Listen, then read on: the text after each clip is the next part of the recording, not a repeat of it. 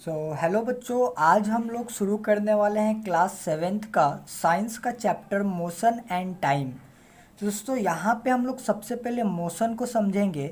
और बच्चों बहुत ही प्यारे तरीके से मैं आपको मोशन समझाऊंगा कि मोशन क्या होता है। अगर अभी मैं आपको बोलूँ कि ये पेन जो है, ये पेन रेस्ट में है या मोशन में है, तो आप सभी ज़रूर बोलेंगे ये जो पेन है ये रेस्ट पे है या मोशन में है। तो आप सबका एक ही आंसर होगा कि सर ये जो पेन है वो रेस्ट में है। ये आपने कैसे आइडेंटिफाई किया? तो आपने देखा कि ये जो पेन है अपना पोजीशन चेंज नहीं कर रहा है, वो पेन जहाँ पे है वहीं पे रुका हुआ है, और आपने बोल दिया कि यह पेन रेस्ट पे है। तो जी हाँ दोस्तों, कुछ इसी प्रकार से हम लोग मोशन को डिफाइन करते हैं। अगर कोई भी बॉडी अपना पोजीशन चेंज करता है टाइम के अकॉर्डिंग, तो टाइम के रिस्पेक्ट में अगर कोई भी बॉडी अपना पोजीशन चेंज करता है तो उसे हम लोग मोशन कहते हैं। फॉर एग्जांपल मैं भी आप लोग को समझाता हूँ। ये पेन अभी रेस्ट पे है, ये पेन अपना पोजीशन चेंज नहीं कर रहा है विथ रिस्पेक्ट ऑफ टाइम। और अगर मैं अभी पेन को ये मूव करवाता हूँ तो अभी आप देख सकते हैं कि ये पेन जो है अपना पोजीशन चेंज कर रहा है टाइम के रिस्पेक्ट में। तो यहाँ पे हम लोग डिफिनेशन की बात करें मोशन का तो वो ये है, इफ़ एनी बॉडी और object changes its position with respect time is called motion. यहाँ पे मैंने एक फिगर आपको बना के रखा है। ये मान लीजिए रोड है, ठीक है दोस्तों, ये क्या है? रोड है। और यहाँ पे एक लड़का खड़ा है जिसका नाम है अमन, ठीक है दोस्तों। और यहाँ पे एक और लड़का है जिसका नाम है प्रिंस। और ये अमन जो लड़का है, टाइम बीतते जा रहा है लेकिन अमन वहीं का वहीं है। और ये प्रिंस जो है 2 सेकंड बाद ये यहाँ पे आ जाता है। फिर 4 सेकंड के बाद ये प्रिंस यहाँ पे आ जाता है। तो दोस्तों यहाँ पे आप क्या देख पा रहे होंगे कि प्रिंस जो है टाइम के अकॉर्डिंग अपना पोजीशन चेंज कर रहा है। इट मीन्स क्या है कि प्रिंस जो है वो मोशन में है और अमन जो है वो रेस्ट में है, क्योंकि वो अपना पोजीशन चेंज नहीं कर रहा है विथ रिस्पेक्ट ऑफ टाइम। चलिए दोस्तों, थोड़ा सा इंटरेस्टिंग हम लोग बात करते हैं मोशन के बारे में। मोशन को थोड़ा सा, फिजिक्स को थोड़ा सा इंटरेस्टिंग बनाने के लिए मैं आपको एक थोड़ा सा बहुत ही मज़ेदार चीज़ बताता हूँ और आप बहुत ही खुश हो जाइएगा ये चीज़ जानकर। तो चलिए दोस्तों, मैं आपको सबसे पहले बताता हूँ यहाँ पे कि आप यहाँ पे ये जो पेन रखा हुआ है, आप क्या बोलेंगे कि ये रेस्ट में है या मोशन में?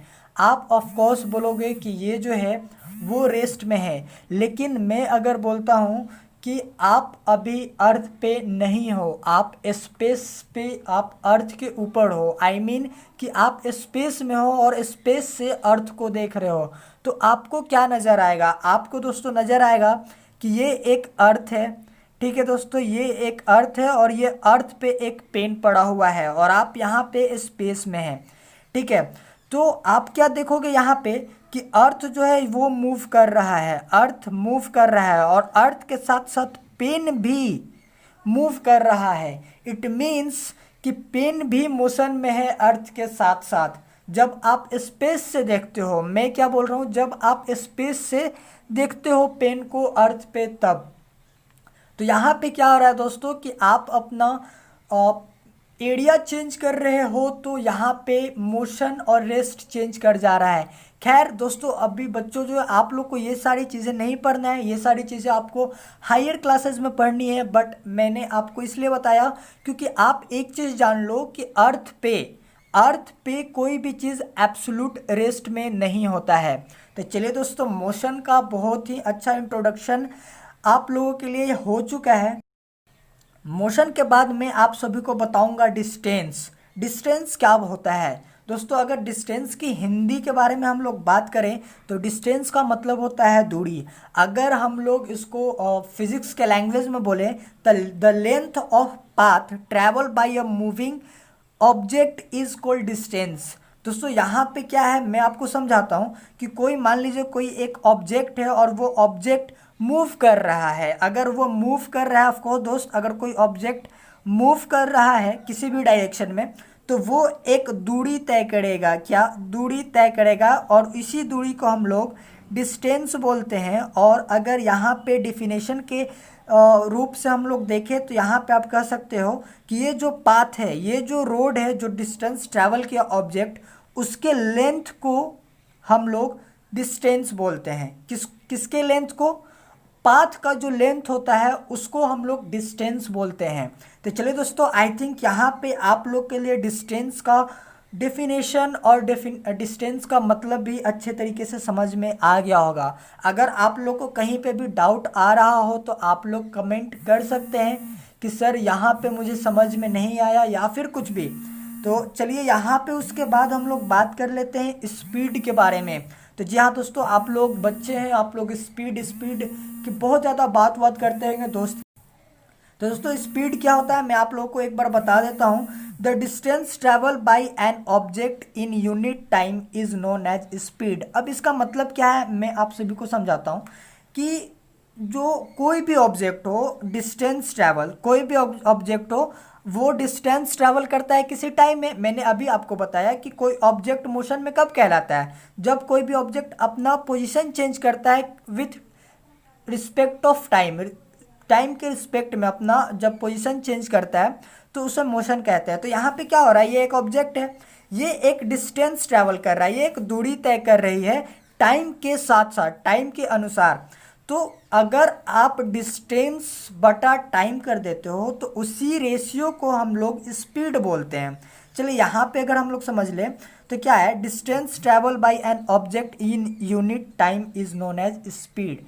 इसी को हम लोग स्पीड बोलते हैं। और यहाँ पे मैं आपको बताऊं, स्पीड का यूनिट जो होता है दोस्तों वो मीटर पर सेकेंड होता है और किलोमीटर पर सेकेंड होता है। स्मॉलर स्पीड के लिए हम लोग मीटर पर सेकेंड का यूज़ करते हैं, हायर स्पीड के लिए हम लोग किलोमीटर पर आवर का यूज़ करते हैं। जैसे ट्रेन वगैरह हो गए तो ट्रेन वगैरह में हम लोग किलोमीटर पर सेकेंड का बोलते हैं कि ये ट्रेन जो है 50 किलोमीटर पर आवर के स्पीड से आ रही है, या फिर 110 किलोमीटर पर आवर के स्पीड से ट्रेन आ रही है। वही जब हम लोग साइकिल चलाते हैं या फिर रनिंग करते हैं तो वहाँ पे हम लोग बोलते हैं कि साइकिल का स्पीड जो है वो 10 मीटर पर सेकेंड है। तो कुछ इस प्रकार से हम लोग स्पीड का यूनिट बताते हैं। और यहाँ पे अगर हम लोग फार्मूला के बात करें स्पीड का, तो स्पीड का फार्मूला आप यहाँ पे देख सकते हैं, मैंने लिख रखा है, speed is equal to distance बटा टाइम होता है। और यहाँ पे आप देखेंगे तो मोशन दो तरह का अभी आपको क्लास 7th में पढ़ना है, जो कि यूनिफॉर्म मोशन है एक, और दूसरा नॉन यूनिफॉर्म मोशन है। तो चलिए दोस्तों, मैं आपको सबसे पहले एग्जाम्पल से समझाता हूँ कि यूनिफॉर्म मोशन क्या होता है। दोस्तों यहाँ पे आप लोग बच्चों क्या कीजिए, आप यहाँ पे सपोज कीजिए कि एक ऑब्जेक्ट है, ठीक है, और वो 5 मीटर चलती है। एक ऑब्जेक्ट है जो कि 5 मीटर चलती है और 1 सेकेंड का टाइम लेती है 5 मीटर चलने में। इट मीन्स कि 1 सेकेंड में वो ऑब्जेक्ट 5 मीटर ट्रैवल कर लेती है। फिर यहाँ से वो ऑब्जेक्ट फिर चलती है और 10 मीटर इस बार चलती है और 2 सेकेंड में चलती है। फिर इसी तरीके से वो ऑब्जेक्ट आगे बढ़ते जाती है और टाइम भी लेते जाती है। तो यहाँ पे आप लोग क्या देख पा रहे होंगे बच्चों कि यहाँ पे जो है डिस्टेंस जो है वो इक्वल है और टाइम इंटरवल भी इक्वल है। इट मीन्स कि अगर कोई भी ऑब्जेक्ट इक्वल डिस्टेंस कवर करे इक्वल इंटरवल ऑफ टाइम में तो उसे हम लोग यूनिफॉर्म मोशन कहते हैं। यहाँ पे मैंने डिफिनेशन लिख रखा है, आप लोग वीडियो पॉज करके अपने कॉपी में नोट भी कर सकते हो। तो चलिए बच्चों, मैं एक बार और आपके लिए रिपीट कर देता हूँ इस चीज़ को। आप यहाँ पे देखो, ये 0 था, 0 से 5 मीटर चला, फिर 5 मीटर से 10 मीटर चला, फिर 10 मीटर से 15 मीटर चला, फिर 15 मीटर से 20 मीटर चला। टाइम कितना लिया? 1 सेकेंड, 2 सेकेंड, 3 सेकेंड, 4 सेकेंड। मतलब कि ये इक्वल डिस्टेंस ट्रैवल कर रहा है। आप यहाँ पे देखिए, ये 5 मीटर ट्रैवल किया, यहाँ पे भी ये 5 मीटर ट्रैवल किया, यहाँ पे भी ये 5 मीटर ट्रैवल किया, और यहाँ पे भी ये 5 मीटर ट्रैवल किया। नहीं समझ पा रहे हैं तो समझिए, यहाँ पे तो 5 मीटर ऑलरेडी है और यहाँ पे 10 मीटर। 10 में से जब आप 5 माइनस कीजिएगा तो वो 5 मीटर ही हो जाएगा। तो यहाँ पे आप लोग देख पा रहे होंगे क्लियर वे में कि यूनिफॉर्म मोशन क्या करता है, इक्वल डिस्टेंस कवर करता है इक्वल इंटरवल ऑफ टाइम में। चलिए उसके बाद हम लोग समझते हैं नॉन यूनिफॉर्म मोशन। तो दोस्तों non uniform motion just opposite होता है यूनिफॉर्म मोशन का, लेकिन आपको मैं एक बार अच्छे से बता देता हूँ ताकि आप लोग इस चीज़ को अच्छे से समझ पाएँ, क्योंकि ये सारी चीज़ें आप लोग के लिए बहुत ही नई होंगी। आई थिंक आपने क्लास 6 में पढ़ा होगा और नहीं भी पढ़ा होगा तो अब मैं यहाँ पे आप सभी को अच्छे से पढ़ा देता हूँ। तो यहाँ पे सपोज कीजिए कि एक और ऑब्जेक्ट है और ये ऑब्जेक्ट क्या करता है, 5 मीटर ट्रैवल करता है और 5 मीटर ट्रैवल करने में ये जो है 1 सेकेंड लेता है। ठीक है दोस्तों, और यहाँ पे जो है जब सेकेंड बार में ये ऑब्जेक्ट चलता है तो ये केवल 7 मीटर चल पाता है और टाइम 2 सेकेंड लेता है। अगर इसके आगे की बात करें दोस्तों तो ये जो है 15 मीटर ट्रैवल करता है और 3 सेकेंड टाइम लगाता है। तो यहाँ पे आप क्या देख रहे होंगे कि यहाँ पे जो है ये ऑब्जेक्ट कैसा मोशन कर रहा है। तो ये ऑब्जेक्ट जो है पहले 5 मीटर चला, उसके बाद 7 मीटर, अगर हम लोग माइनस करें तो ये पहला 5 मीटर चला, फिर 2 मीटर चला और फिर यहाँ पे 7 मीटर तक आ गया था। तो 15 में से आप अगर 7 माइनस करते हैं तो आप कैलकुलेट कर लीजिए कि कितना के आसपास ये आ जाएगा। तो यहाँ पे आप क्या देख पा रहे हैं कि ये जो ऑब्जेक्ट है अनइक्वल डिस्टेंस ट्रैवल कर रहा है। यहाँ पे देखिए दोस्तों, यहाँ पे क्या था कि ऑब्जेक्ट इक्वल डिस्टेंस ट्रैवल कर रही थी, बट यहाँ पे जो ऑब्जेक्ट है वो अनइक्वल डिस्टेंस ट्रैवल कर रहा है और इक्वल इंटरवल ऑफ टाइम में। तो यहाँ पे अगर डिफिनेशन में आप सभी को एक बार पढ़ दूँ यूनिफॉर्म मोशन का, तो यूनिफॉर्म मोशन का डिफिनेशन लिखा हुआ है दोस्तों कि the motion in which an object covers equal distances in equal interval of time is called uniform motion. और यहाँ पे अगर नॉन यूनिफॉर्म मोशन की हम लोग बात करें तो the motion in which an object covers unequal distance in equal amount of time. तो चलिए आप लोग वीडियो को पॉज करके ये सारी नोट जो है वो आप अपने कॉपी में नोट डाउन कर लीजिए ताकि आपको बाद में इस चीज़ का बेनिफिट हो। तो यहाँ पे आप लोग देख सकते हैं, अभी आप लोगों ने स्पीड का फार्मूला पढ़ा होगा, स्पीड का डेफिनेशन पढ़ा होगा, उसी के बेस्ड पे एक क्वेश्चन है। जो क्वेश्चन क्या है मैं आप सभी को एक बार पढ़ के बता देता हूँ। A car covers a distance of 100 kilometre in 2 hours, calculate its speed. एक क्वेश्चन है दोस्तों, बोलता है कि एक कार है जो कि 100 किलोमीटर डिस्टेंस ट्रैवल करती है और 100 किलोमीटर ट्रैवल करने में उस कार को 2 घंटा लगता है। तो चलिए दोस्तों, सबसे पहले आपका जो इम्पोर्टेंट पार्ट होता है वो होता है कि गिवन लिख लेना।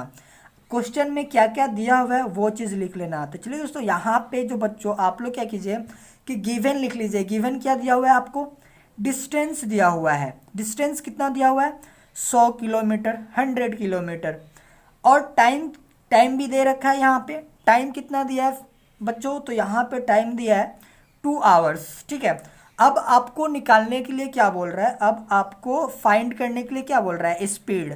आप लोगों ने स्पीड का फॉर्मूला पढ़ रखा है। क्या होता है स्पीड का फॉर्मूला बच्चों, एक बार कमेंट बॉक्स में जरूर बताइएगा।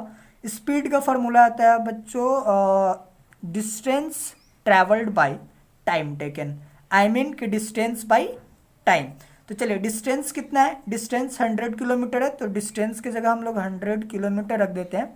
और टाइम कितना है, 2 आवर है, 2 घंटा है। तो यहाँ पे जब यहाँ पे स्पीड इज इक्वल टू क्या हो गया, डिस्टेंस बटा टाइम, और उसके फॉर्मूला पे ये हम लोग रखें तो ये और ये कट जाएगा, क्या आएगा 50। तो आपका स्पीड क्या आ गया, speed of a car is equal to क्या आ गया, 50 किलोमीटर पर आवर। तो ये क्वेश्चन बहुत ही सिंपल था, आप सभी को समझ में आया होगा, मुझे ऐसा उम्मीद है।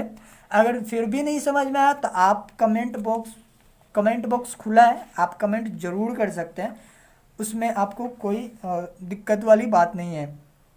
अभी हम लोगों ने कुछ सिंपल क्वेश्चन किए थे, अभी एक और हम लोग क्वेश्चन करेंगे जो थोड़ा सा पिछले वाले क्वेश्चन से थोड़ा सा मतलब यहाँ पे क्या क्वेश्चन है, अ बस covers a distance of 540 kilometre in 9 hours and a train covers a distance of 1100 kilometre in 10 hours, which one of the two is moving faster.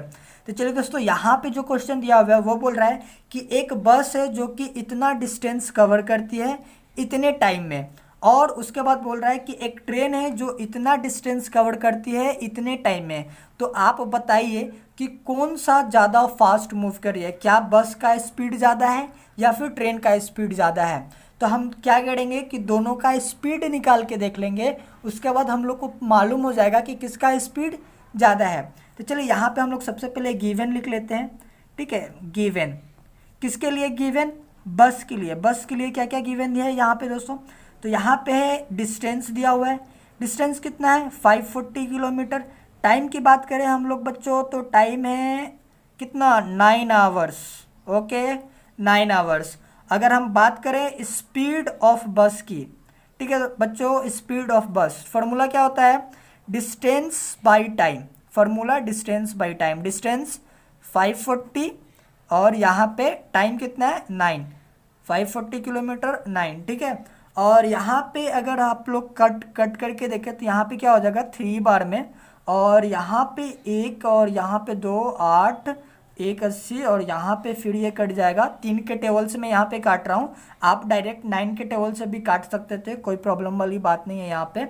तो ये क्या हो जाएगा? 60। तो अगर हम बस की स्पीड की बात करें तो बस का स्पीड जो है वो 60 किलोमीटर पर आवर हो जाएगा। क्या आप सभी बच्चों को यहाँ तक समझ में आ रहा है? अगर आ रहा है तो आप कमेंट बॉक्स में ज़रूर बताइएगा यस सर। अब यहाँ पे हम लोग लिखते हैं गिवन। गिवन किसके लिए? ट्रेन के लिए। अभी हम लोग बस का स्पीड निकाल लिया, अब ट्रेन के लिए। ट्रेन के लिए स्पीड डिस्टेंस कितना दिया हुआ है बच्चों? यहाँ पे ट्रेन के लिए डिस्टेंस, ट्रेन के लिए डिस्टेंस 1100 किलोमीटर। ठीक है, अगर टाइम की बात करें हम लोग तो टाइम कितना है? 10 आवर्स। तो क्या आप लोग स्पीड निकाल सकते हो ट्रेन का? स्पीड ऑफ ट्रेन बोलिए। बिल्कुल हाँ ना? Speed of train very easy. क्या फॉर्मूला है स्पीड का? डिस्टेंस बटा टाइम। चलिए डिस्टेंस क्या दिया हुआ है? 1100 किलोमीटर। टाइम क्या दिया हुआ है? 10 आवर।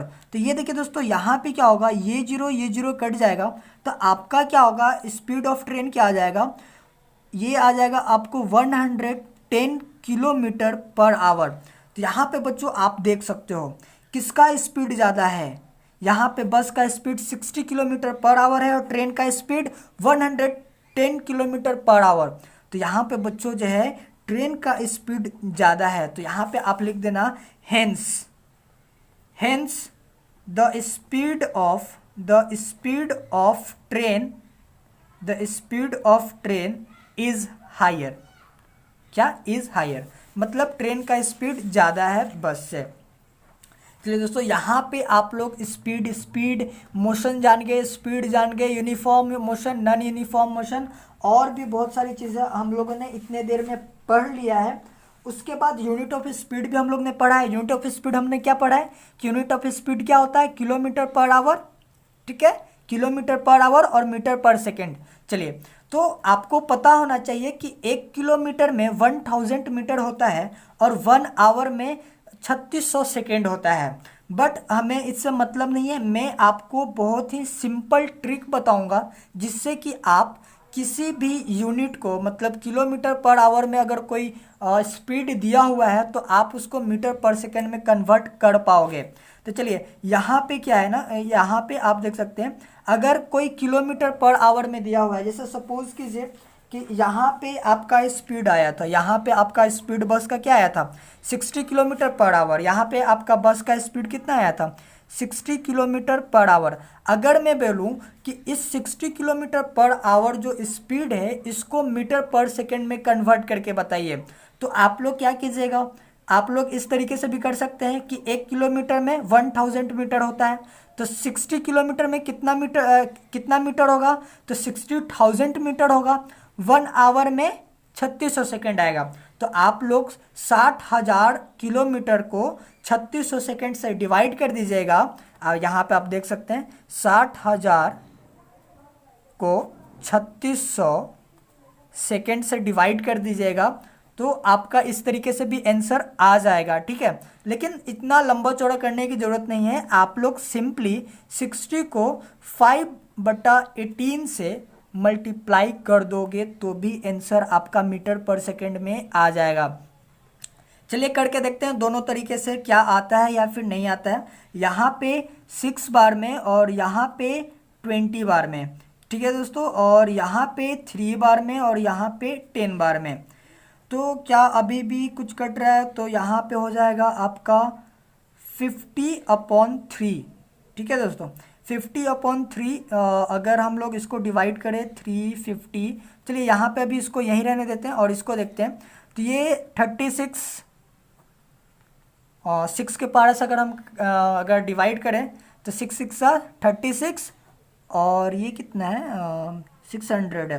ठीक है, तो ये 100 बार में। ठीक है, तो यहाँ पे ये हो गया और यहाँ पे क्या हो जाएगा 3 और 2 के टेबल से यहाँ पे और यहाँ पे 50। तो ये क्या हो जाएगा 50/3 मीटर पर सेकेंड। तो यहाँ पे देख सकते हैं दोस्तों, ये जो इतना आपने लंबा चौड़ा डिवाइड किया है उसका भी आंसर आया है 50 मीटर पर सेकेंड। और सिंपली आपने इंटू कर दिया है इसको 5/18 से, तो वो आपका आ गया है 50। मतलब आंसर सेम आने वाला है, आंसर में कोई बदलाव नहीं आएगा। आपको जो मेथड अच्छा लग रहा है आप उसी मेथड को फॉलो कीजिए, कोई फोर्स मैं नहीं कर रहा हूँ यहाँ पे। आपको जो इजी लगे वही मेथड को आप फॉलो कीजिए। चलिए यहाँ पे conversion of kilometre per hour into metre per second हो चुका है। अब हम लोग बात करेंगे स्पीडोमीटर का। स्पीडोमीटर क्या होता है उसके बारे में।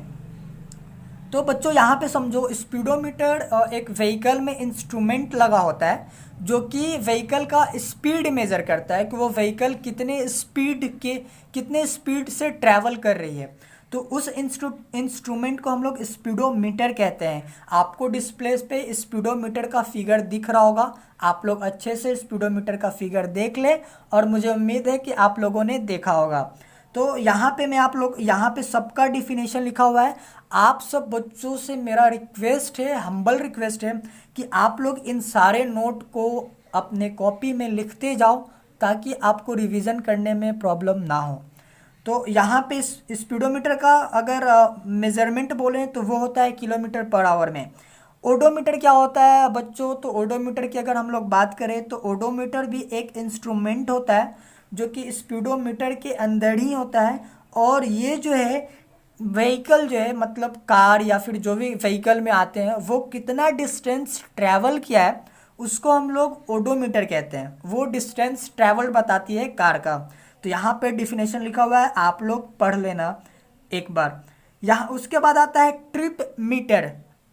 यहाँ पे बच्चों आप समझो, ट्रिप ट्रिप आप लोगों ने सुना होगा, स्कूल ट्रिप होता है ना, बच्चे लोग स्कूल ट्रिप पे जाते हैं कहीं कहीं घूमने, जू जाते हैं या फिर नालंदा जाते हैं या फिर शिमला, जहाँ भी स्कूल ट्रिप पे ले जाया जाता है ना। तो यहाँ पे ट्रिप मीटर से ही समझ में आना चाहिए आपको कि आप एक पर्टिकुलर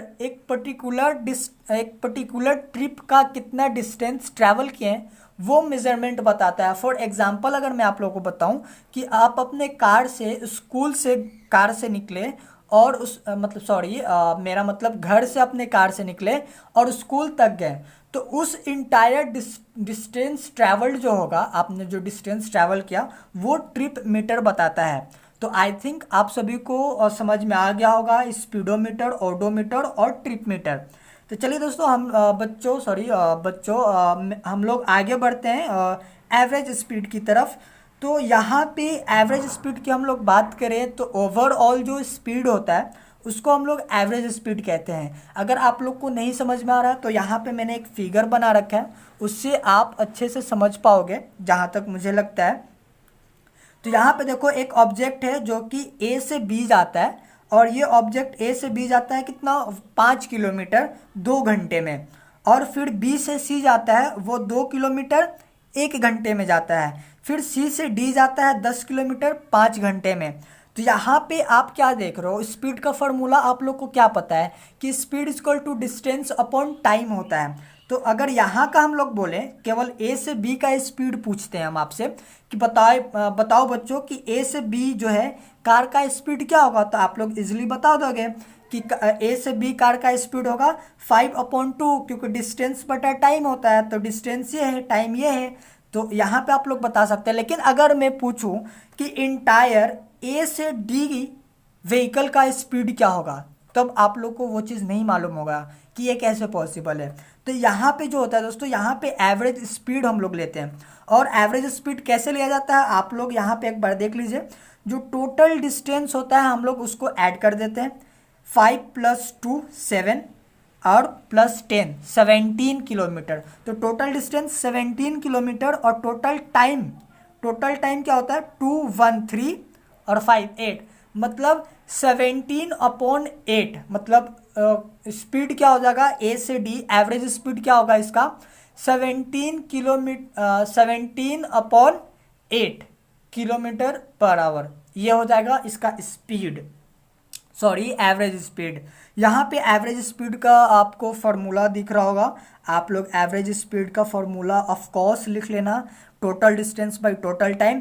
यहाँ पे डेफिनेशन है, यहाँ पे आप लोग को डेफिनेशन है एवरेज स्पीड का, ये भी आप लोग लिख लेना, बहुत ही ज़रूरी है आप लोगों के लिए। तो यहाँ पे एक क्वेश्चन और है, यहाँ पे आप लोग देख सकते हो, यहाँ पे एक क्वेश्चन है एवरेज स्पीड के ऊपर। वो क्वेश्चन क्या है, अ कार मूव्स फर्स्ट 500।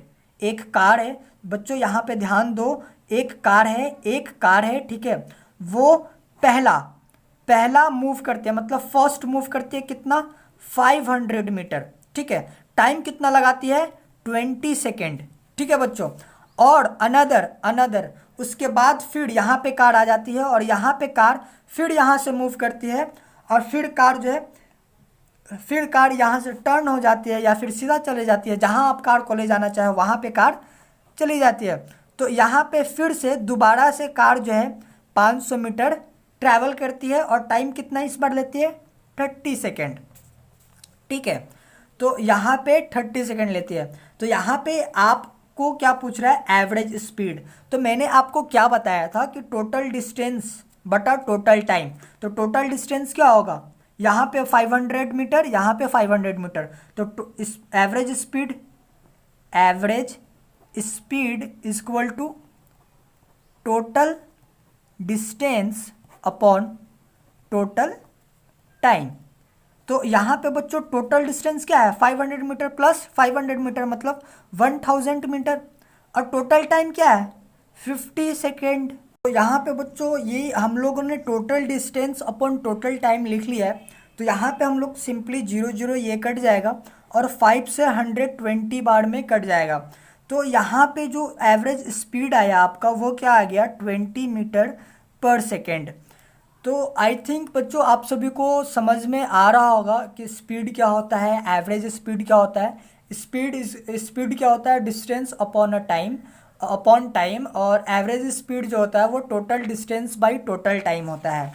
तो चलिए बच्चों हम लोग नेक्स्ट आगे, क्योंकि अब हम लोग टाइम के बारे में पढ़ेंगे कि टाइम क्या होता है। तो चलिए मैं आप सभी को एक एग्जांपल बताता हूँ कि आप लोग यह मेरा वीडियो देख रहे हैं यूट्यूब पे, ठीक है। तो यूट्यूब पे ये जो मेरा वीडियो देख रहे हैं ये क्या है, एक तरह से इवेंट है। तो ये जो इवेंट है ये कितना लंबा है, हो सकता है ये जो वीडियो लेक्चर है वो 1 घंटा का हो, 1.5 घंटा का हो। तो ये जो वीडियो लेक्चर है दोस्तों वो ये कितने लंबे का है ये टाइम से हमें पता चलता है कि हाँ 2 आवर का है, 2 घंटे का ये इवेंट है। या फिर कोई भी इवेंट कब स्टार्ट हो रहा है, आई मीन कि आपके मतलब देखते होंगे कि कोई सीरियल टीवी पे, हाँ आप लोग बहुत बायस्ड रहते हैं कि स्पाइडरमैन इतने बजे स्टार्ट होने वाला है। तो स्पाइडरमैन क्या है, एक तरह से इवेंट है, इवेंट शो है।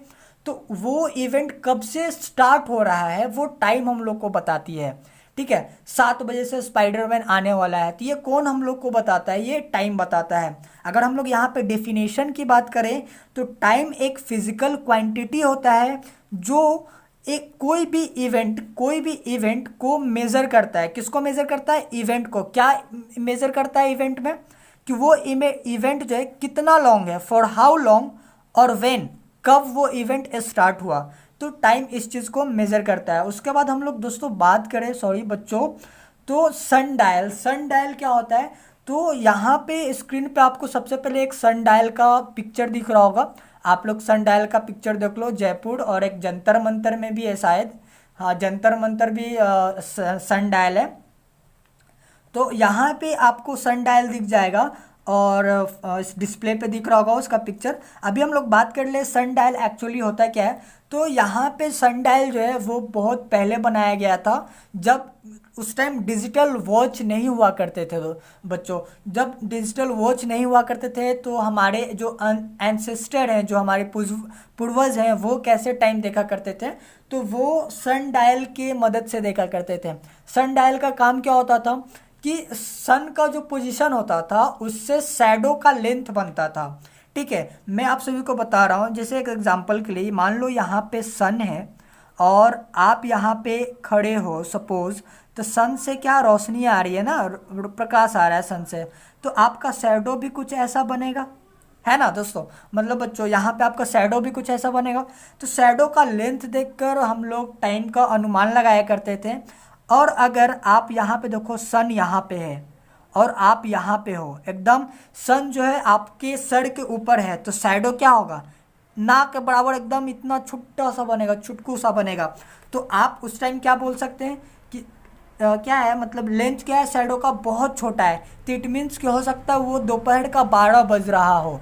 सन का पोजीशन यूज़ करके भी पहले के ज़माने में हम लोग समय को बताते थे।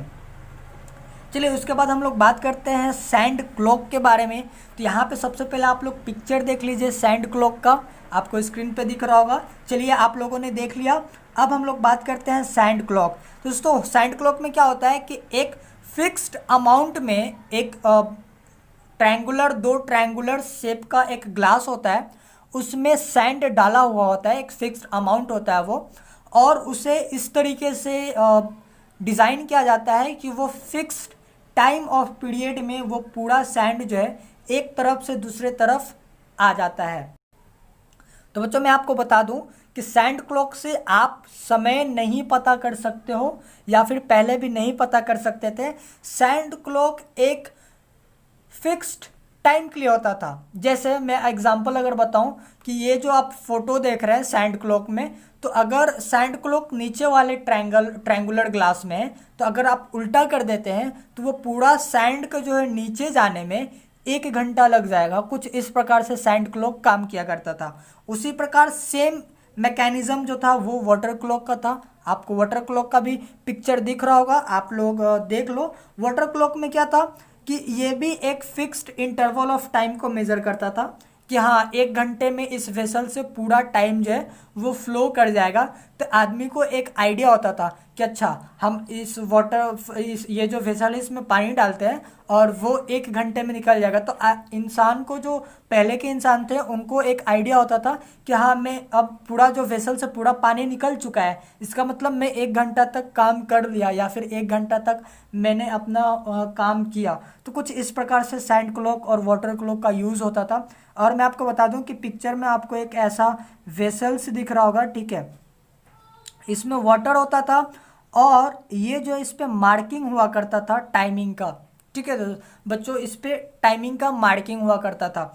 और उसके बाद आपने जैसे स्पीड का यूनिट पढ़ा था, उसी प्रकार से टाइम का भी यूनिट होता है। टाइम का यूनिट क्या होता है बच्चों, टाइम का ऐसा यूनिट होता है सेकेंड। ठीक है बच्चों, टाइम का वैसे बहुत सारा यूनिट होता है, आवर भी यूनिट होता है, सेकेंड भी यूनिट होता है, मिली सेकेंड भी यूनिट होता है, ठीक है। बट आपको जो ऐसा यूनिट है वो जानना है फिलहाल, दो यूनिट आपको फिलहाल जानना है, वो है सेकेंड और उसके बाद आवर। तो ऐसा यूनिट जो होता है टाइम का वो होता है second. The unit of time is second, और सेकेंड को हम लोग स्मॉल एस से डिनोट करते हैं। चलिए यहाँ पे आप लोग देख सकते हैं, याद कर लीजिएगा इसको। 1 घंटे में 60 मिनट, 1 मिनट में 60 सेकेंड, 1 घंटे में 3600 सेकेंड, 24 घंटे में 1 दिन। आई थिंक आप सभी को इतना तो याद होगा, इतना तो याद होगा। हाँ यहाँ पे प्रॉब्लम होगा तो यहाँ पे मैं आप सभी को बता देता हूँ, 10 साल में 1 डिकेड होता है। अगर आपको कहीं क्वेश्चन में मिल जाए 1 डिकेड, तो आप समझ लेना वहाँ पे 10 ईयर्स की बात हो रही है। और यहाँ पे 100 ईयर्स कहने का मतलब है 1 सेंचुरी। 1 सेंचुरी को हम लोग 100 ईयर्स बोलते हैं, या फिर 10 डिकेड भी बोला जाता है। तो अब यहाँ पे बच्चों हम लोग बहुत ही इम्पोर्टेंट टॉपिक पे पहुँचे हैं, और वो टॉपिक जो है वो है सिंपल पेंडुलम। और I think simple pendulum is not toughest thing, ये कोई टफेस्ट नहीं है। सिंपल पेंडुलम जो है टफ नहीं है, टीचर लोग इसको टफ बना देते हैं। बट बच्चों आप लोग यहाँ पे बने रहो, मैं आप लोग को भरोसा दिलवाता हूँ कि साइंस और मैथ आपको बहुत इंटरेस्टिंग सब्जेक्ट लगने लगेगा। आप बस बने रहो हमारे साथ, बाकी मैं आप सभी का सिलेबस कवर करवा दूंगा। आप सभी जो भी बोलोगे मैं आप सभी को लोग करने को तैयार हूँ। बस आप लोग सपोर्ट करते रहना, वीडियो को शेयर करना, लाइक करना, जो भी प्रॉब्लम हो कमेंट करना, मैं आप लोग को रिप्लाई करके समझा दूंगा या फिर एक वीडियो भी बना सकता हूँ। चलिए हम लोग अभी यहाँ पे सिंपल पेंडुलम समझते हैं। तो सिंपल पेंडुलम क्या होता है बच्चों? सिंपल पेंडुलम एक सिंपल चीज़ होता है, ठीक है। मैं बताऊंगा क्या होता है, बट आप पहले समझ लो कि सिंपल पेंडुलम में होता क्या क्या है। तो सिंपल पेंडुलम देखो, यही सिंपल पेंडुलम है, यही सिंपल पेंडुलम है। सिंपल पेंडुलम में एक रिजिड सपोर्ट होता है। क्या होता है? एक रिजिड सपोर्ट होता है। जैसे मान लो कि एक खंभा होता है इस तरीके से, और ये खंभा जो है हिलता डोलता नहीं है, हाँ। तो इस रिजिड सपोर्ट में एक धागा बना हुआ होता है। क्या बच्चों? एक धागा बना हुआ होता है, और उस धागा के साथ वो लंबा जो धागा होता है, थ्रेड होता है, उसमें एक बॉल, मेटल का बॉल होता है जो कि अटैच होता है उस थ्रेड के साथ। और उस बॉल को हम लोग ये जो मेटल बॉल होता है उसको हम लोग बॉब बोलते हैं। एक बार और मैं आप सभी को रिपीट कर देता हूँ, सिंपल पेंडुलम क्या होता है। तो सिंपल पेंडुलम में क्या होता है कि एक रिजिड सपोर्ट होता है, ठीक है, और उस रिजिड सपोर्ट में एक धागा होता है, एक थ्रेड होता है, लंबा थ्रेड होता है, और उस थ्रेड में एक मेटल बॉल होता है जिसको हम लोग बॉब बोलते हैं, ठीक है। ये डायग्राम था सिंपल पेंडुलम का। आप लोग प्लीज नोट करते जाओ इसको, ताकि आपको बाद में प्रॉब्लम ना हो। चलिए यहाँ पे इसके बाद हम लोग बात करते हैं मोशन ऑफ पेंडुलम के बारे में। क्या दोस्तों? मोशन ऑफ पेंडुलम में आई थिंक मेरा कैमरा हिल रहा है, ठीक है, कोई नहीं, सॉरी इसके लिए। मोशन ऑफ पेंडुलम के बारे में, ये क्या था? पेंडुलम था। ये पेंडुलम क्या था? स्थिर था, ये मतलब मोशन नहीं कर रहा था। यहाँ पे आप देख सकते हो पेंडुलम जो है वो मोशन कर रहा है।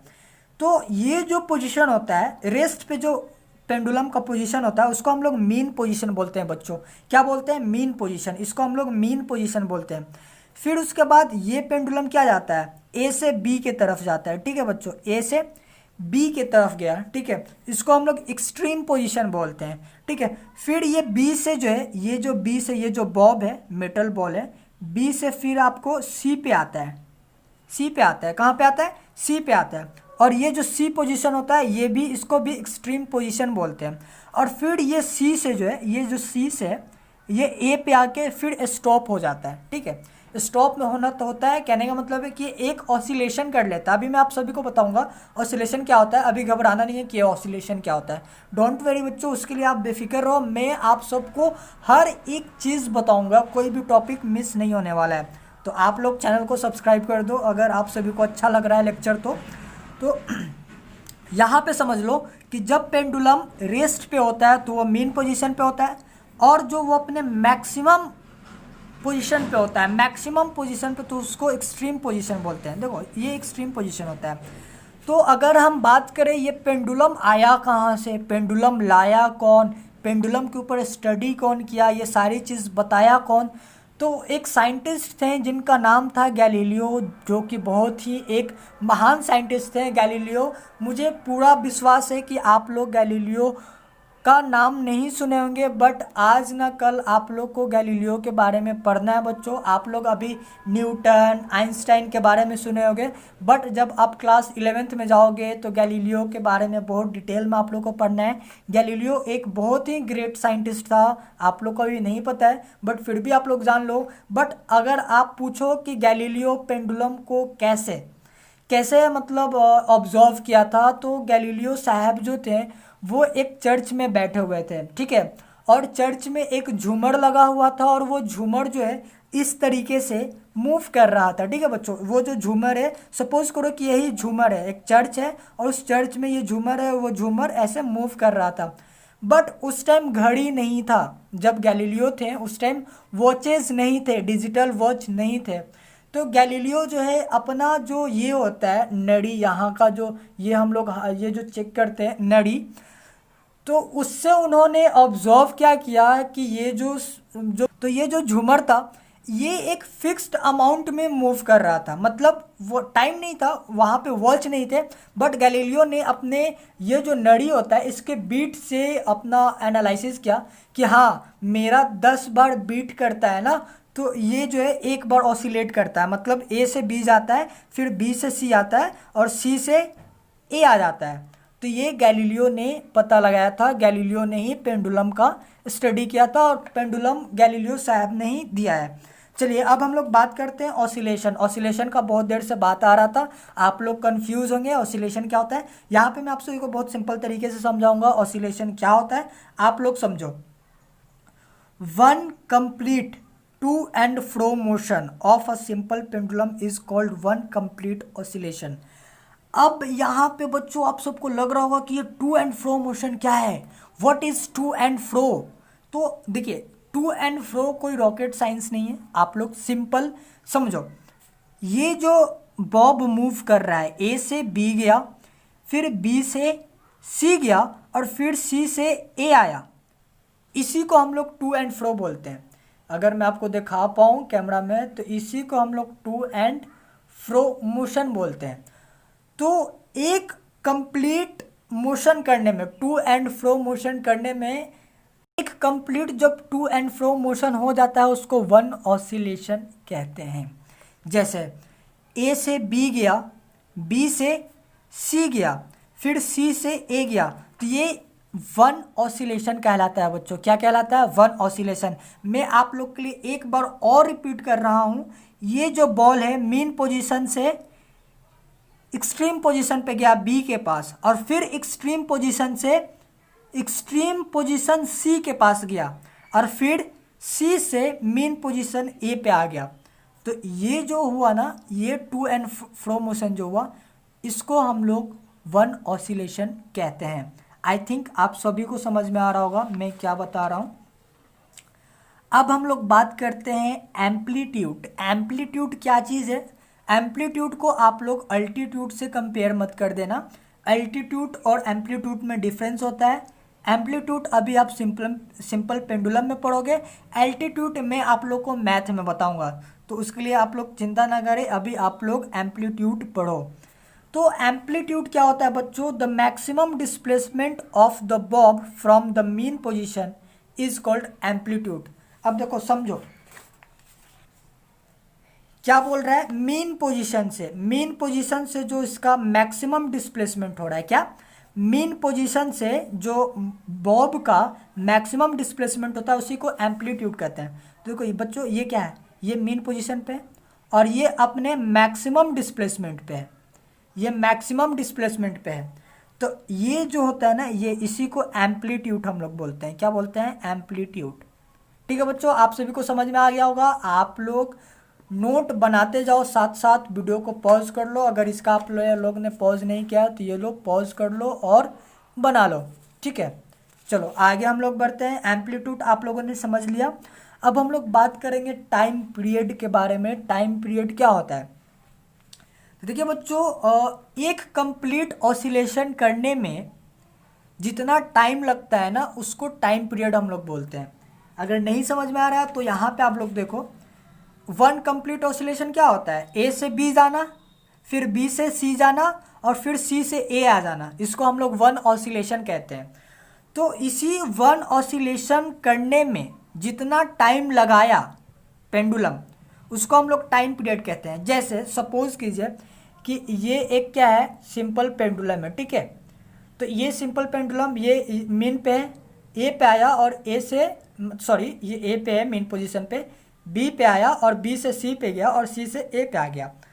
तो आप मेज़र कर सकते हो ना कि ये कितना टाइम लगाया एक ऑसिलेशन करने में, तो उसी को हम लोग टाइम पीरियड कहते हैं। हो सकता है कि ये 1 सेकेंड में वन ऑसिलेशन कर लिया हो। जैसे देखो यहाँ पे मीन पे था, ए गया, बी से सी गया, फिर सी से ए पे आ गया, मतलब 1 सेकेंड में एक ऑसिलेशन कर लिया। ये भी हो सकता है कि 1 सेकेंड में वो 4 ऑसिलेशन कर ले। ठीक है, तो उसको हम लोग टाइम पीरियड कहते हैं। टाइम पीरियड का फॉर्मूला क्या होता है बच्चों? यहाँ पे आप लोग देख लो, टाइम पीरियड का फॉर्मूला होता है total time taken upon number of oscillation, मतलब time taken by number of oscillation. तो यहाँ पे आप लोग एक क्वेश्चन कर लो सिंपल पेंडुलम से, ताकि आप लोग का जो फंडा है, कॉन्सेप्ट है, वो क्लियर हो जाए। क्वेश्चन क्या है? अ simple pendulum completes 24 oscillation in 8 second, what is it's time period. आपसे क्या पूछ रहा है बच्चों कि सिंपल पेंडुलम का टाइम पीरियड क्या होगा। तो मैंने आपको क्या बताया था कि सबसे पहले आप लोग क्या करो, गिवन लिख लो। क्वेश्चन में आप लोग को क्या क्या दे रखा है वो लिख लो। क्या क्या दे रखा है दोस्तों? तो यहाँ पे simple pendulum complete 24 oscillation, oscillation दे चुका है। क्या दिया है? ऑसिलेशन दिया हुआ है आपको, ऑसिलेशन दिया हुआ है, ऑसिलेशन दिया हुआ है। कितना ऑसिलेशन करता है? 24 ऑसिलेशन करता है। कितना ऑसिलेशन करता है? 24 ऑसिलेशन करता है। टाइम कितना लेता है ये? 24 ऑसिलेशन करने में कितना टाइम लगाता है? 8 सेकेंड लगाता है। आप लोग देखो यहाँ पे क्वेश्चन में दिया हुआ है, आपसे पूछ क्या रहा है क्वेश्चन? टाइम पीरियड पूछ रहा है। चलो, टाइम पीरियड का फॉर्मूला क्या होता है? Time taken, time taken by number of oscillation. आप लोग फॉर्मूला याद कर लेना और लिख भी लेना, बहुत इंपॉर्टेंट है। टाइम टेकन, कितना टाइम लिया? कितना टाइम लिया 24 ऑसिलेशन करने में? 8 सेकेंड लिया। टोटल नंबर ऑफ ऑसिलेशन कितना था? कितना ऑसिलेशन किया था सिंपल पेंडुलम? 24। चलो, तो ये क्या हो जाएगा, एक बार में, ये 3 बार में। तो टाइम पीरियड क्या आ जाएगा बच्चों? टाइम पीरियड क्या हो जाएगा पेंडुलम का? टाइम पीरियड हो जाएगा 1/3। 1/3 समझ में आ रहा है? कोई दिक्कत, कोई प्रॉब्लम नहीं होना चाहिए। तो बच्चों अगर कोई प्रॉब्लम है तो कमेंट बॉक्स में आप कमेंट कर सकते हो, आप क्वेश्चन कर सकते हो कमेंट में, कोई प्रॉब्लम वाली बात नहीं है, मैं आप सभी को रिप्लाई कर दूंगा। ठीक है, कोई इंक्वायरी हो उसके अकॉर्डिंग भी आप कर सकते हो। उसके बाद हम लोग को क्या पढ़ना है? फ्रीक्वेंसी। ठीक है बच्चों, क्या पढ़ना है? फ्रीक्वेंसी। ठीक है, फ्रीक्वेंसी। चलिए, तो फ्रीक्वेंसी क्या होता है? The number of oscillation in 1 second is called frequency.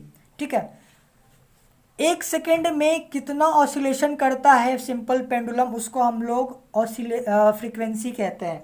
चलिए, मैं आपको एक बार और फिगर के थ्रू समझा देता हूँ। यहाँ पे सिंपल पेंडुलम है।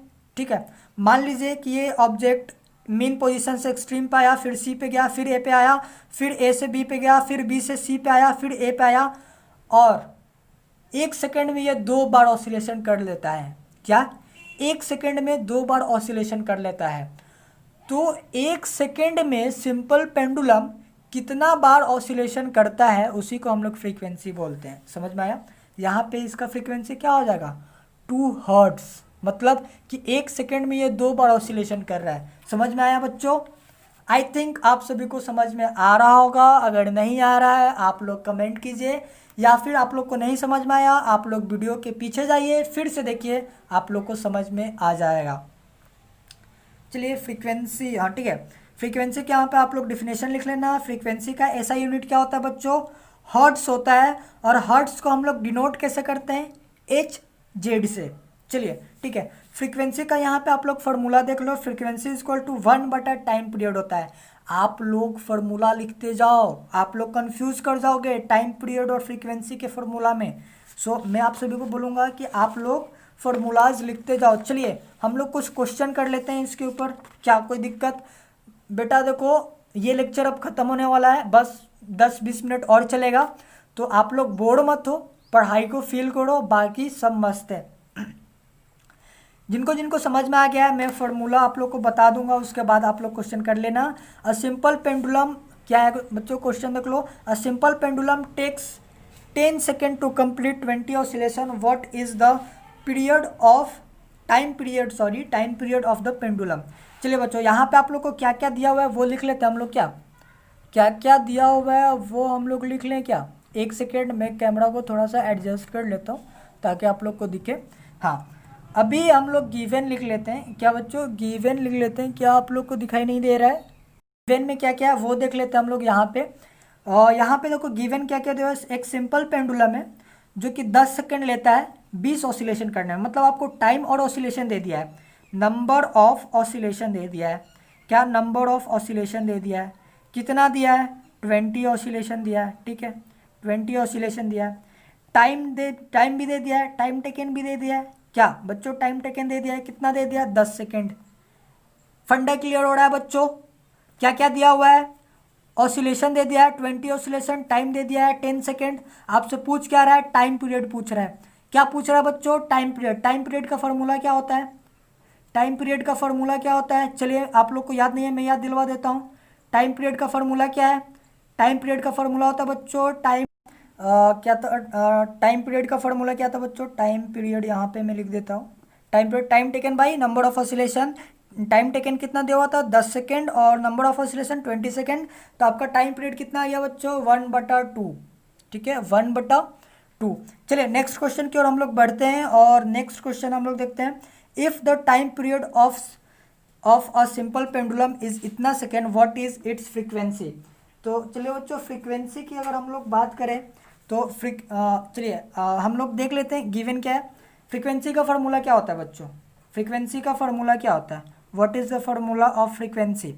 चलिए अगर आप लोग को नहीं याद है मैं आपको बता देता हूँ। फ्रीक्वेंसी का फार्मूला होता है 1 बाई टाइम पीरियड। क्या होता है बच्चों 1 by time period, 1 by time period. Given आप लोग को क्या है, गिवन क्या है, देखिए time period of simple pendulum is इतना, मतलब टाइम पीरियड आप लोग को दे दिया है।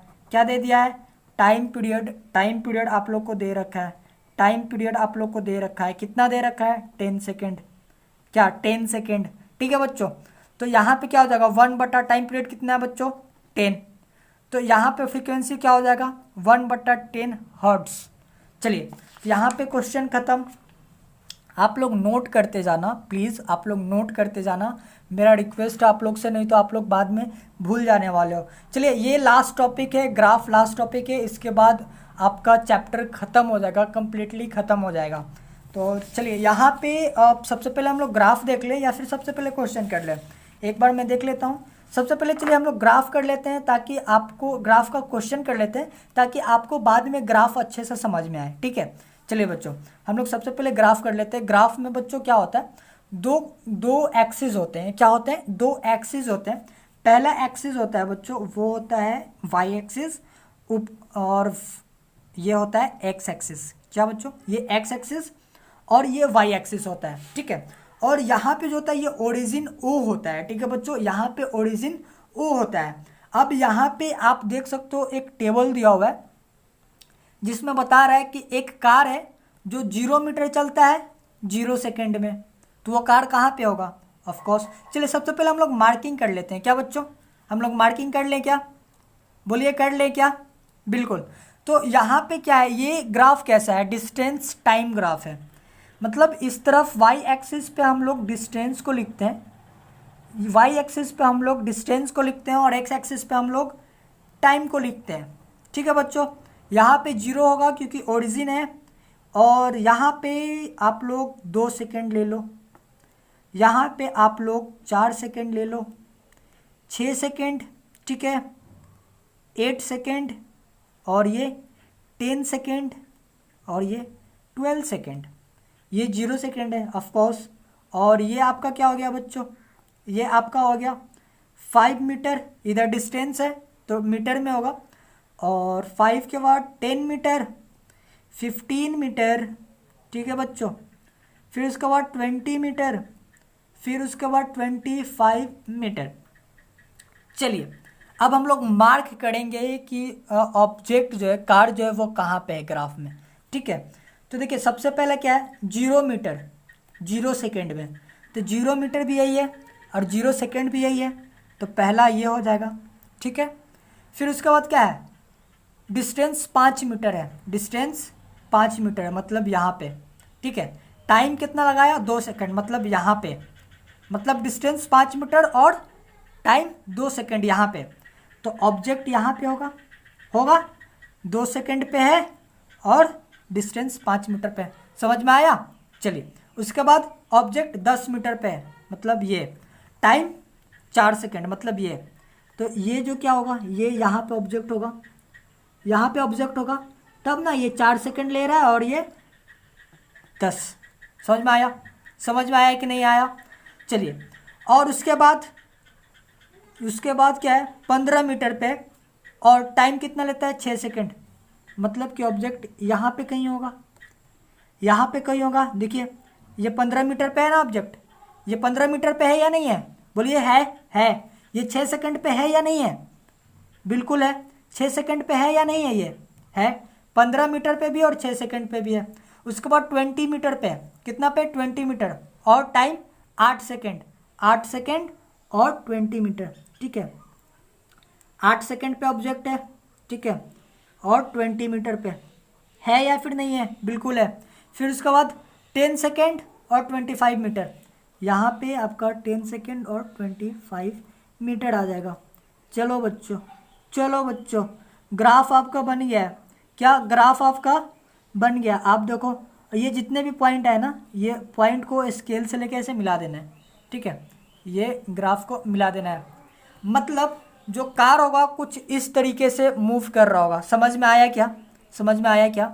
चलिए, ये आपने ड्रॉ कर लिया। अभी मैं आप सभी को ग्राफ बताऊंगा। ग्राफ, ये कौन सा ग्राफ था? Distance time graph. कौन सा ग्राफ था? Distance time graph. और ये जो होता है ना, ये बच्चों, ये जो लंबा लाइन मिला है ना, ये क्या होता है? स्लोप होता है। क्या होता है? Slope. SLOPE, slope of the graph. Graph का स्लोप होता है। ग्राफ का स्लोप होता है। अगर कोई आपसे ऐसा पूछ दे कि बताओ जी, डिस्टेंस टाइम ग्राफ, जो डिस्टेंस टाइम ग्राफ होता है, डिस्टेंस टाइम ग्राफ का स्लोप हम लोग को क्या देता है? तो डिस्टेंस टाइम ग्राफ का स्लोप हम लोग को स्पीड देता है, ठीक है। आप क्लास 9th के बच्चों से भी पूछ लेना, बहुत सारे क्लास 9th के बच्चे भी नहीं बता पाएंगे कि डिस्टेंस टाइम ग्राफ का स्लोप क्या देता है। डिस्टेंस टाइम ग्राफ का स्लोप हम लोग को स्पीड बताता है, ठीक है बच्चों। समझ में आया क्या? चलिए, वेरी गुड। अब हम लोग एकदम, ये लास्ट है और बहुत इजी है, अच्छे से समझना, ग्राफ समझ में आएगा। ये क्या है बच्चों? Distance time graph for uniform motion. Sorry, यहाँ पे यूनिफॉर्म मोशन मतलब ये क्या है? डिस्टेंस टाइम ग्राफ है। किसके लिए डिस्टेंस टाइम ग्राफ है? यूनिफॉर्म मोशन के लिए। तो देखिए, जब कभी भी कोई भी बॉडी यूनिफॉर्म मोशन करता है, ठीक है, तो वो स्ट्रेट लाइन में जाता है। उसका ग्राफ कैसा होता है? उसके ग्राफ का स्लोप कैसा होता है? स्ट्रेट लाइन में होता है। नहीं समझ में आया? यहाँ पे आप देखो, इस ग्राफ का स्लोप कैसा है? स्ट्रेट है। इस ग्राफ का स्लोप कैसा है? स्ट्रेट लाइन है। इसका मतलब क्या है? ये जो बॉडी है, ये जो कार था, वो यूनिफॉर्म मोशन से मूव कर रहा था। अब बोलोगे कैसे? देखो कैसे। 2 सेकंड में 5 मीटर चलता है, 4 सेकंड में 10 मीटर चलता है, 6 सेकंड में 15 मीटर चलता है। ये बॉडी जो है, ये कार जो है, कैसे मूव कर रहा है? इक्वल इंटरवल ऑफ टाइम में इक्वल डिस्टेंस चल रहा है। चल रहा है कि नहीं? Equal distance equal interval of time में ट्रैवल कर रहा है या फिर नहीं कर रहा है? बताओ, जल्दी बताओ। बिल्कुल कर रहा है ना। तो ये कैसा हो गया? यूनिफॉर्म। ये कैसा ग्राफ हो गया? Uniform graph. अगर डिस्टेंस टाइम ग्राफ का स्लोप स्ट्रेट लाइन हो तो वो यूनिफॉर्म मोशन कहलाता है, ठीक है बच्चों, ठीक है। इसको स्लोप ऑफ द ग्राफ बोलते हैं, ठीक है। चलिए, distance time graph give us speed of a body. Distance time graph हम लोग को क्या देता है? बॉडी का स्पीड देता है, ठीक है। और यहाँ पे आप लोग एक ग्राफ देख लो। अगर कोई बॉडी इस तरीके से है तो वो उसका स्पीड कम है, उसका स्पीड क्या है? कम है। और अगर कोई बॉडी का ग्राफ इस तरीके से है तो उसका स्पीड ज़्यादा है, हायर स्पीड है। नहीं समझ में आ रहा है बच्चों? अभी हम आपको समझाते हैं अच्छे तरीके से। आप खुद बताओ कि अगर आपका साइकिल का या फिर बाइक का स्पीड कम होगा तो आपको 1 किलोमीटर जाने में थोड़ा सा टाइम लगेगा या ज़्यादा टाइम लगेगा? ऑफ कोर्स ज़्यादा टाइम लगेगा, क्योंकि आपका व्हीकल का स्पीड कम है। आप 1 मीटर जाने में बहुत ज़्यादा टाइम लगा दोगे। अगर वही बोलूँ कि मेरा बाइक का स्पीड बहुत ज़्यादा है तो मैं 1 kilometre with in second travel कर जाऊंगा। ये एग्जाम्पल के लिए था, विद इन सेकेंड ट्रैवल नहीं करूँगा। कहने का मतलब है कि कुछ मिनटों में मैं 1 किलोमीटर ट्रैवल कर जाऊंगा। और अगर आपका स्पीड स्लो है गाड़ी का तो आप उसी 1 किलोमीटर को ट्रैवल करने में 1 घंटा लगा दोगे ना? बोलो हाँ। तो चलो, यहाँ पे क्या देख रहे हो? यहाँ पे आप क्या देख रहे हो? ये डिस्टेंस कितना ट्रैवल किया? ये जो बॉडी था ये मात्र इतना डिस्टेंस ट्रैवल किया, ठीक है, मात्र इतना डिस्टेंस ट्रैवल किया। ये डिस्टेंस बताता है ना बच्चों, ये डिस्टेंस बताता है। ये मात्र इतना डिस्टेंस ट्रैवल किया। टाइम कितना ले लिया? अरे बाबा, बहुत ज़्यादा टाइम ले लिया। ग्राफ में दिख रहा है, ये कितना 15 सेकंड के आसपास, ठीक है। और यहीं पे ये ऑब्जेक्ट देखो, ये देखो, ये देखो, ये देखो, मतलब 2 सेकंड में ये कहाँ पे पहुँच गया, उड़ी बाबा 15 मीटर पे पहुँच गया केवल 2 सेकंड में। और इसको 5 मीटर जाने में 15 सेकंड लग गया। समझ में आ रहा है? ये लोअर स्पीड होगा, लोअर स्पीड है। समझ में आ रहा है बच्चों? ये हायर स्पीड है। चलो, ये क्या था, यूनिफॉर्म मोशन का ग्राफ था। आगे हम लोग डिस्टेंस टाइम ग्राफ ही पढ़ने वाले हैं, लेकिन नॉन यूनिफॉर्म मोशन के लिए। तो नॉन यूनिफॉर्म मोशन का ग्राफ कैसा होता है बच्चा? ऐसा होता है। कैसा होता है बच्चा? ऐसा होता है। समझ में आ रहा है क्या? समझ में आ रहा है? समझ में आ रहा है? स्ट्रेट लाइन नहीं होता है। नॉन यूनिफॉर्म मोशन का जो ग्राफ होता है वो कर्व होता है, स्ट्रेट लाइन नहीं होता है। चलो, उसके आगे हम लोग बात करते हैं। ये जो ग्राफ देख रहे हो ना आप, ये यहाँ से ओरिजिन से ये ऐसे गया, ठीक है, कुछ इस तरीके से गया है क्या? ये ग्राफ क्या दिखाता है? ये ग्राफ हम लोग को बताता है कि ये ग्राफ कैसा ग्राफ है, इंक्रीजिंग स्पीड, मतलब इस ऑब्जेक्ट का स्पीड जो इंक्रीज कर रहा है धीरे धीरे। समझ में आ रहा है क्या बच्चों? समझ में आना चाहिए बिल्कुल। यहाँ पे देखो, यहाँ पे जो थर्ड ग्राफ है वो इस तरीके से है। क्या? इस तरीके से। इट मीन्स कि स्टार्टिंग में इसका स्पीड कैसा था? इंक्रीजिंग था। धीरे धीरे ये क्या हो रहा है? डिक्रीज हो रहा है। इसका स्पीड क्या हो रहा है? डिक्रीज हो रहा है। तो इस तरीके का ग्राफ दिखा आपको, सिंपली कर देना है कि ये क्या होगा, डिक्रीजिंग स्पीड ग्राफ है, मतलब ये डिक्रीजिंग स्पीड है। और ये दोनों नॉन यूनिफॉर्म मोशन दिखाता है। ये चीज़ याद रखना, कोई भी ग्राफ हो अगर वो कर्व हो तो वो नॉन यूनिफॉर्म होगा। चलो, यहाँ पे दो ग्राफ काफ़ी इंटरेस्टिंग है। ये देखो, ये कोई ऑब्जेक्ट है, ठीक है, ये ऑब्जेक्ट है, ठीक है, ये कोई ऑब्जेक्ट है। तो बताओ ये ऑब्जेक्ट मूव कर रहा है या नहीं कर रहा है? जी नहीं, बिल्कुल ये ऑब्जेक्ट मूव नहीं कर रहा है बच्चों, ठीक है। क्यों नहीं कर रहा है? क्योंकि समझो, मान लो यहाँ पे 5 मीटर है, यहाँ पे 0 है, यहाँ पे 1 सेकेंड है।